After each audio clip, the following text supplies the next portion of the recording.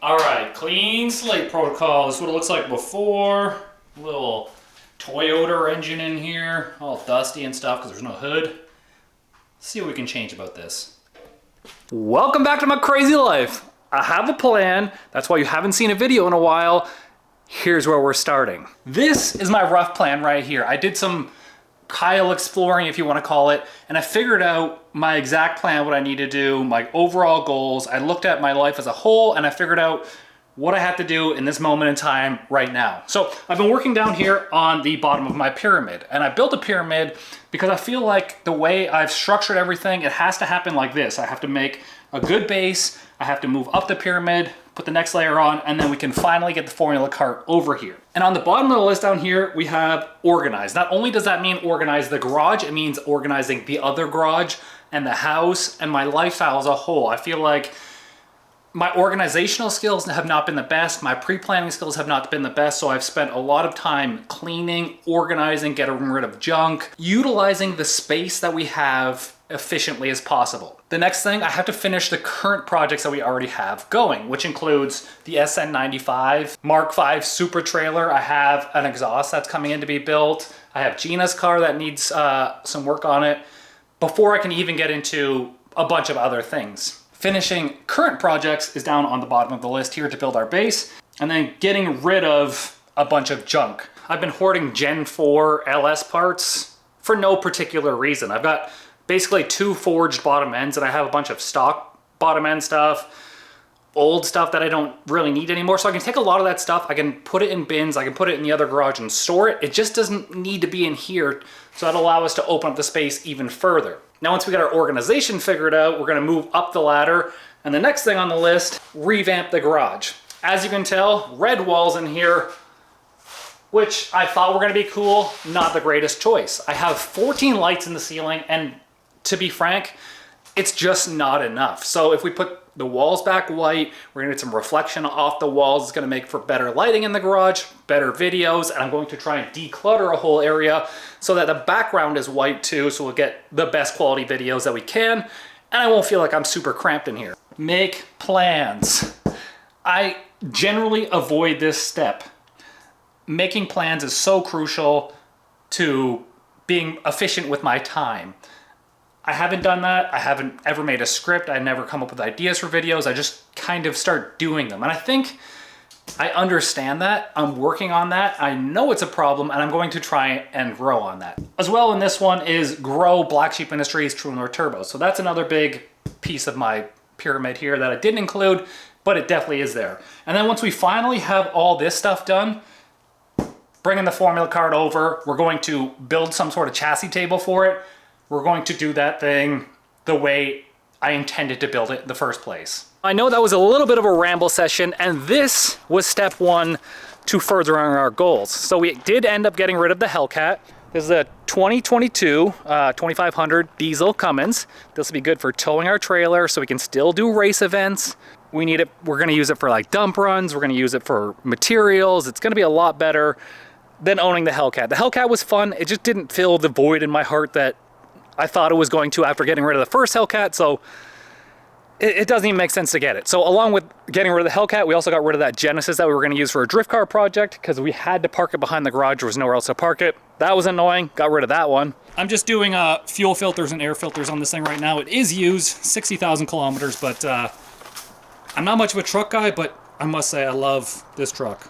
I mean, I've also never considered myself a truck guy, or probably ever will consider myself a truck guy, but I genuinely enjoy having a truck. Goku's still on this lift. We are still going to be finishing the Hemi Fox. The plan is to move this one out, do Gina's car. This one's going to go over here, and then the formula cart's gonna go here. And I've already been doing a couple dump runs in here to get rid of all the clutter. So there's a lot of things in here that we can just get rid of, move to the other garage, etc. while we're not using it. Go-kart parts, Hemi Fox parts. I need the electric tools, but those are all LS cylinder heads. Like that can be freed up, and then you can put a tote like this in that spot right there, and that just frees up a ton of room. We've got a fun little project today. We have a BMW with a bit of Toyota and a bit of slidey drifty things. Not normal for the channel, but let's dive right into this. Which means we gotta get rid of this for now, and I'm kind of sick of looking at it anyways. There's not even any charge piping on there. Oops.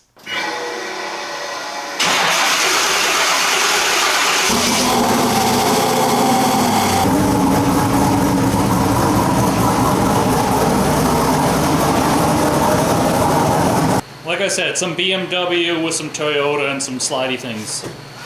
BMW, Ford, Toyota. Toyota, BMW. Pretty much my everything. favorite. It's pretty much a Crown Vic with boost. Yeah. Kinda, yeah. Essentially, yeah. As you can see, this is definitely not my style. One coupler, two, and there's another one up there too, and then 4, 5, 6, 7, 8. I like to use 2 couplers per side. One on the turbo, one on the intercooler. Sometimes I like to put a V-band on the intercooler, and then a V-band on the intercooler, and then a coupler. So 2 couplers in my setup, my personal setup. We're probably gonna run 4 in this one, but get rid of a lot of that piping, clean it up some.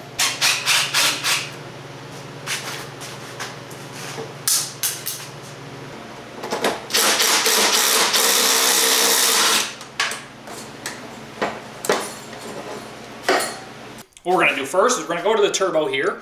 We're going to get rid of the rubber coupler that was here, and we're going to put a cast elbow. I just like these a lot more than the rubber couplers.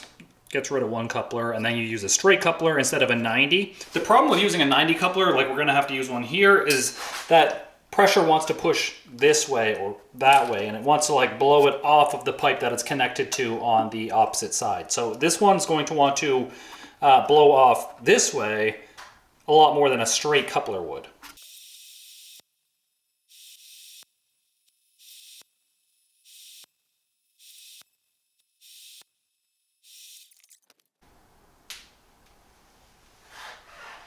Already way better. So we put our little 90 degree on here. This is a 2 to 2.5, and then we just have a 2.5 inch 90. Already got rid of one coupler, and then this part right here.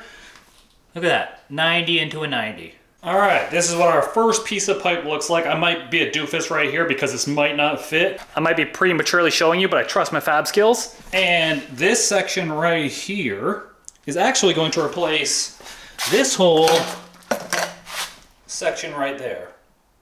I know which one I like more. We're gonna do this real time, so if I messed it up, I look like a goof head. Dang, look at us go. Look at us go! So we put our adapter there on the turbo, made the pipe go straight, literally just a straight into a 45 right there, and then down into a 90. There's a bit of an angle here for adjustments, 5 degrees on both sides. Shit, yeah. Alrighty, side 2. We're kind of stuck using this little 90 coupler just because of where the rad hose right here is located. If this was out of the way, I could probably put an actual 90 here, but for the purpose of what we're doing, this is going to work okay. I don't like using it, but we will use it. 90 down 45 through the hole. It's gonna end up right here somewhere. I believe this partial bend right there gets us pretty close where we want, and then it's just a small 90 in the end. Easy peasy. Except, you know, not easy. Oh my God, how did I get so tilty? What's going on here? Tilty McTilterson. Pipe number 2 done. Trying to keep it super simple. We've got a 45 into like almost a 90, 45, it's like a 60 degrees. One little pie cut here just to get the right angle we needed, and then a 90 at the end. Super simple. Just goes down through the top. My favorite clarencer.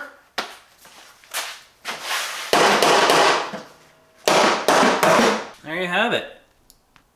Out and up and then down here. Doesn't touch anything because I just clarenced it. The only thing that might have to be clocked is this little piece if you want to get the cap off a little easier, but you can just pull that out of the way for now. Granted, I still have to weld it up, add some bungs in there, intake air temperature sensor, meth injection. I'm gonna do a quick little intake pipe too, and then we'll work on the exhaust. All right, moving on to the exhaust part. Got my own handyman today. Handsome man, I guess. Big handsome man. We had the downpipe done from previously, so I added this V-band here so we could continue the exhaust. Quick little tuck up to the chassis, quick little mount there, and then we gotta switch sides because the muffler can only fit on this side. See the big gap right here? And then there's no gap on this side right here. So we've got to go out that side. No big deal. You get more clearance if you use the drive shaft tunnel. And it'll be fine. Whee! Alrighty, next part of our saga, we made a cute little loop here for the drive shaft. Basically, I can hang from it. I'm not gonna hang from it because I got one hand and one hand on the camera. I don't think I can do one arm pull up. Maybe a little bit. Then our exhaust ended there before, but we have all of this done now. I did cheat a little bit here. Don't judge me on it, but I used the slip joint on this one just so I didn't have to like recut an angle. And then we're almost out past the axle now. And you gotta charge your phone. We are making progress. Texting too many Snapchat hoes. All right, here we go. This is the Kyle drone cam.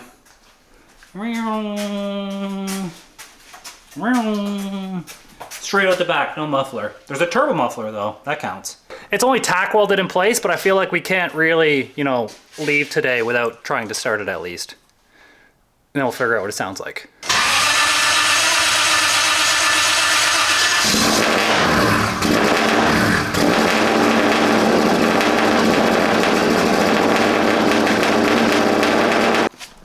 Damn, Goku be looking good out in the sun though. Look at that thing. That is the definition of 1500 horsepower street car. Power windows, you know, it starts with the key, the door's still locked. And I feel like if I started this car from scratch, it'd have a lot more OEM functionality than it does now. However, you know, we worked with a race car, brought it back to a street car. Taking a street car and making it a fast street car, way better idea. We still have the Hemi Fox here. I've yet to put this in. I was waiting on a pilot bearing. So it's a weird ass size. It needs to be a certain size inside diameter. So if anybody has a chunk of brass, they want to make me a pilot bearing, because right now I have to makeshift something. I don't have a piece of brass big enough, but if someone has one laying around, they want to make me a pilot bushing, reach out. I'll give you the dimensions. All right, start pulling stuff off, get it all final welded up. I'm probably gonna start with this piece just because it's on top. This one, and that one. All right, Red Bull's been drank. Time to get some welding done. Yeah, I looked at it long enough. It ain't gonna weld itself.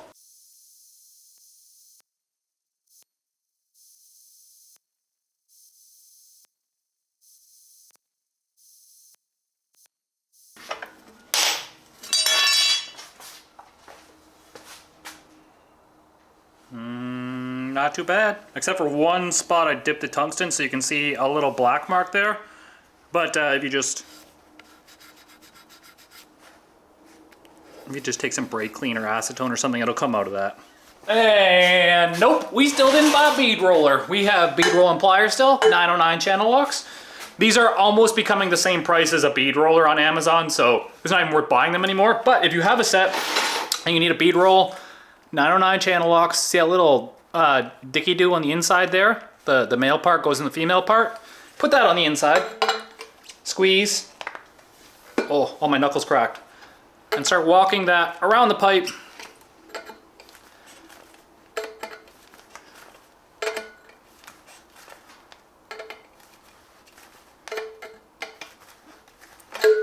And you'll get something like this on the end.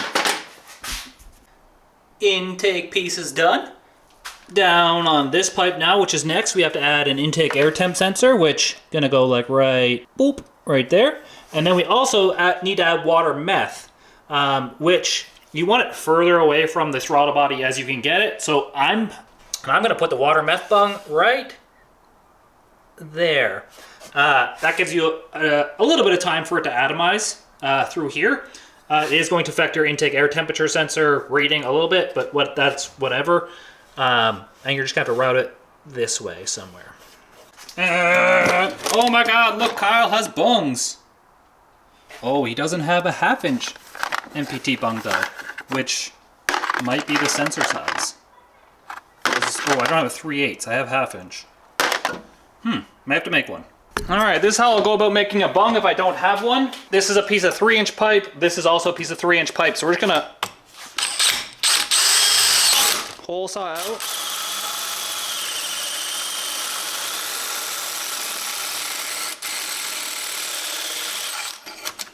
And we end up with this piece, and then we will weld this piece onto that piece, and then basically you have 2 layers of aluminum, and you'll get probably 2.5 threads on your bungs instead of just 1 thread. So that's just a little tip that I use when I don't have a bung.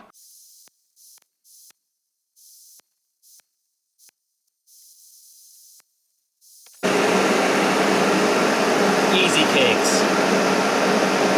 Woohoo! Second charge piping. Oh, almost dropped it. Second charge piping done. It was a couple of little scrap pieces down here. Overall, looks pretty good. There's our makeshift bung. Wow, it actually tracked it on the camera. That was weird. And there's an actual bung. So I much prefer using these ones. This is 1/8 MPT. That one, 3/8 MPT. 3 is 3 times bigger than 1. As I'm doing this, I can't help but being like, there's so many things that I want to touch and like put my own little touch on and make it better. Because there's lines routed everywhere. I could do a whole vacuum setup and stuff on this, but I have to remember this isn't my car. It's only here so it can go drifting. It's a drift car, it's not a show car. I just love putting my personal touches on a lot of things. Is what it is. Shit. There you go, that's all done. Made that look pretty nice right there. That little intake piece. Charge piping goes down to the front. That's all done. Intake air temp sensors on this side. Look at that. IAT, meth injection down there. Oh yeah, this thing's looking fabulous. It's a shame that it's a drift car. Nothing against drift cars, but I just know it's gonna get all beat up now. And there's a complete exhaust. I didn't think about how I was gonna weld it because, you know, I just kind of made it one big ass long piece. I probably should have put a V-band somewhere in the middle here somewhere, but he wants to put a muffler on it at some point. So I didn't want to like overcomplicate it if we're just gonna cut it off here anyways, put a V-band and a muffler. So weld this up and then goodbye Sally. I also technically didn't think about how I was gonna get this in place by myself. Okay, no time like the present, I guess. No time like Santa loves presents. Hookers preferably.